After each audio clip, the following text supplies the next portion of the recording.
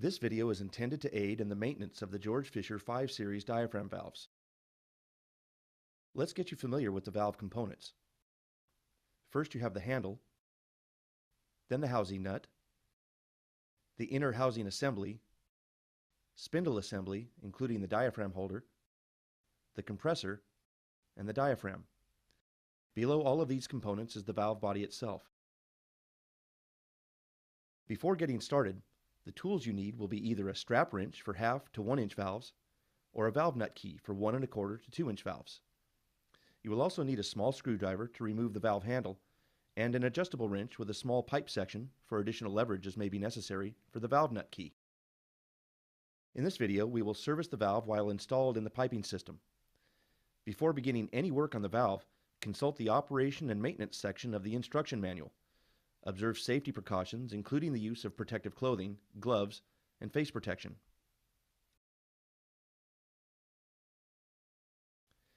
Be sure to properly support the valves in the piping system prior to applying any force to loosen the orange nut.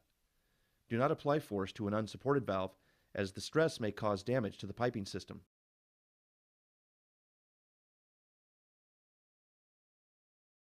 Insert the screwdriver in the small hole located closest to the GF logo on the valve handle.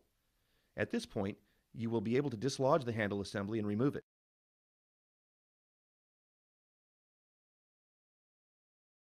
Using the strap wrench or valve nut key, turn the housing nut counterclockwise until it becomes loose. Once loose, you can remove the nut by hand and place it aside.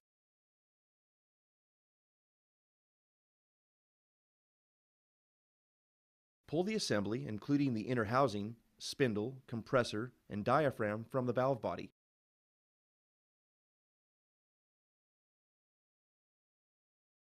Holding on to the inner housing, turn the spindle clockwise until it stops.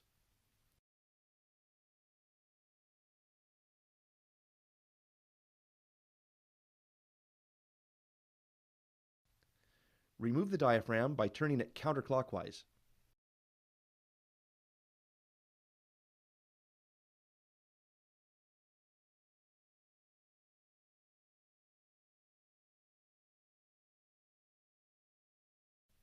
If the compressor drops out, realign it by matching the longer ribs of the compressor with the groove pin on the diaphragm holder. This is attached to the spindle assembly.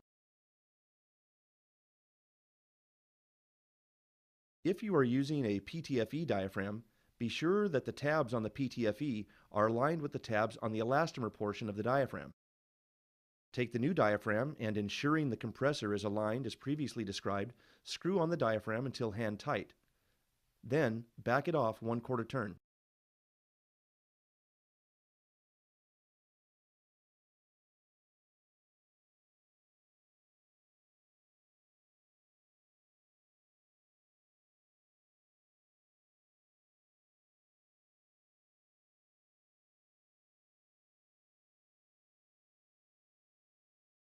While holding on to the inner housing, turn the spindle assembly counterclockwise until it stops.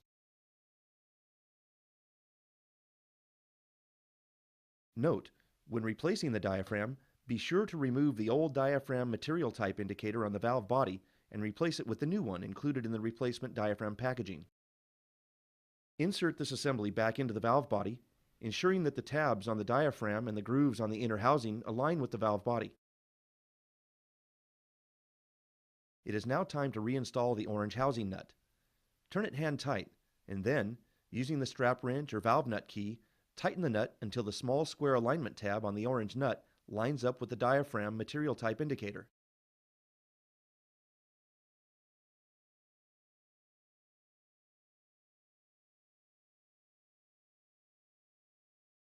The last item to be installed is the handle.